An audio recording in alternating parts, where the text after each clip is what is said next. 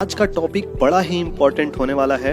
आप सबको मैं बता दूं कि आप लोगों का एक्चुअली मैं कमेंट पढ़ रहा था तो देखा कि बहुत सारे लोगों का क्वेश्चन है कि जो भी जनरल फिटर होते हैं, मैकेनिकल फिटर होते हैं या फिर मैकेनिकल टेक्नीशियन होते हैं, तो वो जब इंटरव्यू के दौरान जाते हैं तो उनसे क्या कुछ सवाल पूछा जाता है। तो आज हम इसी टॉपिक पर चर्चा करने वाले हैं। तो आपसे एक रिक्वेस्ट है कि जब आप देख ही रहे हैं तो वीडियो को बिल्कुल शुरू से लेकर आखिरी तक देखिएगा ताकि कोई भी टॉपिक छूट न जाए। दोस्तों, आपसे एक और रिक्वेस्ट करना चाहूँगा कि अगर आप पहली बार हमारे इस चैनल पर आए हैं तो प्लीज़ चैनल को सब्सक्राइब कर लीजिएगा, क्योंकि पता है इससे ना हमें एक मोटिवेशन मिलता है और किसी भी इंसान को लगातार काम करने के लिए मोटिवेशन बहुत ज़रूरी है। तो अगर आप इस चैनल को सब्सक्राइब कर लिए हैं तो आपका बहुत बहुत शुक्रिया, और अगर आप नहीं भी किए हैं तो चलिए कोई बात नहीं, अगर आगे अच्छा लगे तो सब्सक्राइब कर लीजिएगा, नहीं तो कोई बात नहीं। चलिए टॉपिक को हम शुरू करते हैं। तो जैसा कि मैंने पहले बताया कि आज का जो हमारा टॉपिक है वो है इंटरव्यू रिलेटेड। इंटरव्यू से क्वेश्चन आंसर्स जो होते हैं मैकेनिकल फिटर, जनरल फिटर या फिर मैकेनिकल टेक्नीशियन के लिए, तो उसी से रिलेटेड है। तो चलिए शुरू करते हैं। तो जब भी आप इंटरव्यू के लिए जाते हैं, तो जब भी आप क्लाइंट के पास जाते हैं तो क्लाइंट का सबसे पहला जो सवाल होता है वो अक्सर यही होता है कि क्या आपने पहले कभी काम किया है। तो यहाँ पे आपको तुरंत जवाब देना है, जी सर मैंने काम किया है। इसके बाद दूसरा सवाल उसका होता है कि आपने क्या काम किया है।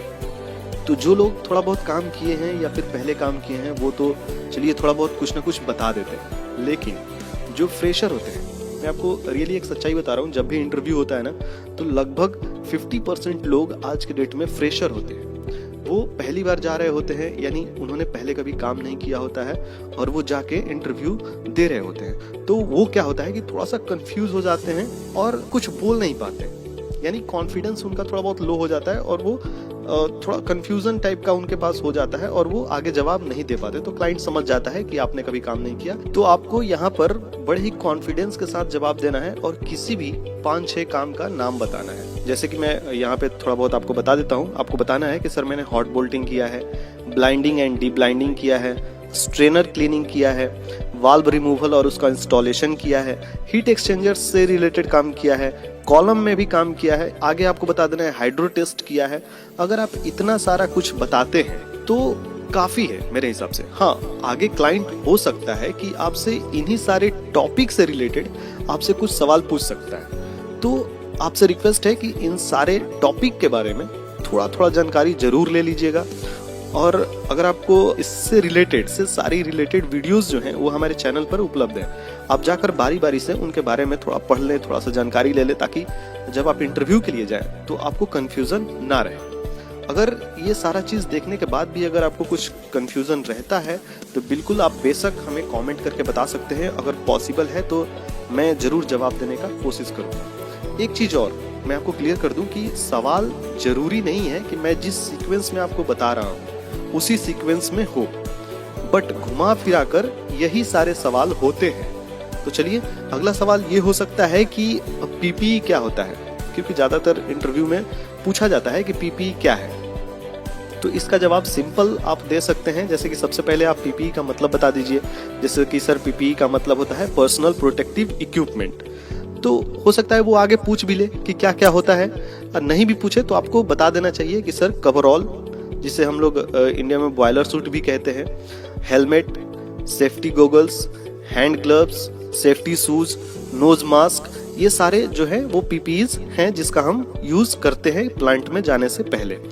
इसके बारे में अगर आपको डिटेल में जानना हो पीपीईज क्या होती है, कैसे यूज किया जाता है, तो आप डिस्क्रिप्शन में जाकर देख लीजिए, नहीं तो आप प्लेलिस्ट में जाकर के देख सकते हैं, ये वीडियोस अवेलेबल है। अगला सवाल कुछ इस प्रकार हो सकता है कि क्लाइंट आपको एक बुकलेट दिखाए, उसके पास कुछ फिगर्स होती हैं, फोटोज होती हैं, वो आपको दिखाए और पूछे कि इसे क्या कहते हैं। जैसे हो सकता है वो आपको किसी भी स्पैनर की फोटो दिखा दे और पूछ दे कि इस स्पैनर का क्या नाम है। तो इसके लिए आपको सारे स्पैनर का नाम याद होना चाहिए। और जैसे मैं एग्जांपल देता हूँ, हो सकता है वो आपको ओपन स्पैनर दिखा दे या रिंग स्पैनर दिखा दे या फिर स्पर्ड रिंच दिखा दे, जिसे जुम्मा भी कहते हैं। उसके अलावा ऑफसेट स्पैनर होता है, इसके अलावा कॉम्बिनेशन होता है, इसके अलावा एडजस्टेबल स्पैनर होता है, इसके अलावा पाइप रिंच होता है, हैमरिंग स्पैनर होता है। तो इस तरह से आपको वो फिगर मेरे हिसाब से एक बार याद कर लेना चाहिए, ताकि जब भी आपसे क्लाइंट क्वेश्चन पूछे तो आप आसानी से बता सके।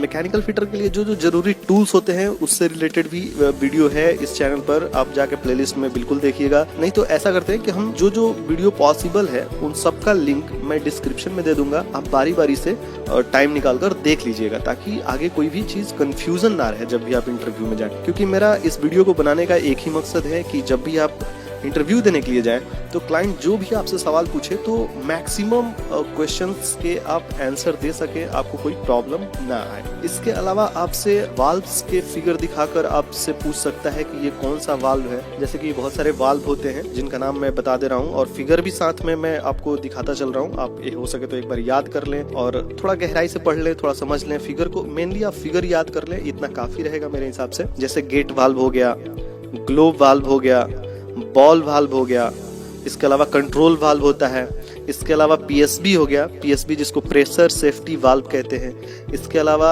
एनआरवी हो गया जिसे नॉन रिटर्न वाल्व कहते हैं, इसके अलावा बटरफ्लाई वाल्व हो गया। तो इन सब का नाम याद रखना चाहिए आपको, साथ साथ आपको फिगर भी ध्यान में होना चाहिए, कौन सा वाल्व कैसा दिखता है और उसका नाम क्या है। इसके अलावा एक स्टीम ट्रैप होता है, उसका भी फिगर आप याद कर ले तो बेहतर रहेगा। आप देख लें कि स्टीम ट्रैप कैसा होता है, मैं फोटो तो वैसे लगा ही दे रहा हूँ, आप ध्यान से देख लीजिएगा कि इसको स्टीम ट्रैप कहते हैं। क्योंकि मैं अपना एक्सपीरियंस अगर शेयर करना चाहूँ तो एक बार क्या हुआ था कि क्लाइंट मेरे से स्टीम ट्रैप दिखाया मुझे, जब मैं इंटरव्यू देने के लिए गया था तो क्लाइंट ने मुझे स्टीम ट्रैप दिखाया और पूछा कि इसको क्या कहते हैं। तो मुझे पता था, मैंने तो बता दिया, लेकिन आपको मैं एक बात बताना चाहूंगा कि वहां पे जितने सारे लोग आ रहे थे इंटरव्यू देने के लिए उसमें ऑलमोस्ट 70% लोगों को रिजेक्ट किया था उस इंटरव्यूअर ने, केवल स्टीम ट्रैप के चलते, क्योंकि वो फिगर दिखा रहा था। बहुत सारे लोग बता नहीं पा रहे थे कि इसको स्टीम ट्रैप कहते हैं, तो इसका भी फिगर आप याद कर लीजिएगा। इसके अलावा हो सकता है टेफ्लॉन टेप वगैरह आपको दिखा दें और पूछे कि इसको क्या कहते हैं, तो टेफ्लॉन टेप का भी फोटो आप देख लें और आप याद कर लें कि हाँ इसे टेफ्लॉन टेप कहते हैं। टेफ्लॉन टेप का यूज ज्यादातर जब फिटिंग्स को एक दूसरे से अटैच किया जाता है, जोड़ा जाता है, तो उस दौरान टेफ्लॉन टेप को लगाया जाता है थ्रेड के ऊपर, ताकि वहां लीक की जो भी पॉसिबिलिटी है वो खत्म हो जाए, लीक ना रहे। इसके अलावा आपसे गैस्केट के बारे में भी पूछ सकता है क्लाइंट कभी कभी कि गैस्केट क्या होता है या फिर कौन कौन सा गैस्केट होता है। तो चलिए सिंपल में मैं बता दूं कि गैस्केट क्या होता है। गैस्केट एक मैकेनिकल सीलिंग एलिमेंट है जिसका यूज दो फ्लैंज के बीच में लीक को बंद करने के लिए किया जाता है। एक बार फिर से सुनिएगा, गैस्केट एक मैकेनिकल सीलिंग एलिमेंट है जिसका यूज दो फ्लैंज के बीच में लीक को बंद करने के लिए किया जाता है। टाइप्स ऑफ गैस्केट के बारे में या फिर और डिटेल में अगर आपको जानना है गैस्केट के बारे में तो गैस्केट के ऊपर भी वीडियो है, आप डिस्क्रिप्शन में देख लें या फिर हमारे प्लेलिस्ट में चले जाएं तो प्लेलिस्ट में आपको गैस्केट एंड इट्स टाइप्स आपको मिल जाएगी, उस वीडियो को देख लीजिएगा, वहां से आपका और भी थोड़ा बहुत कंफ्यूजन जो है वो क्लियर हो जाएगा। तो मैकेनिकल फिटर और टेक्नीशियन के लिए इतना सवाल काफी होता है मेरे हिसाब से, और अगर कुछ आपके मन में डाउट हो या कुछ कंफ्यूजन हो तो आप हमें कमेंट करके जरूर बताएं। तो आज के लिए बस इतना ही और मिलते हैं फिर आपसे अगले वीडियो में, तब तक के लिए आप अपना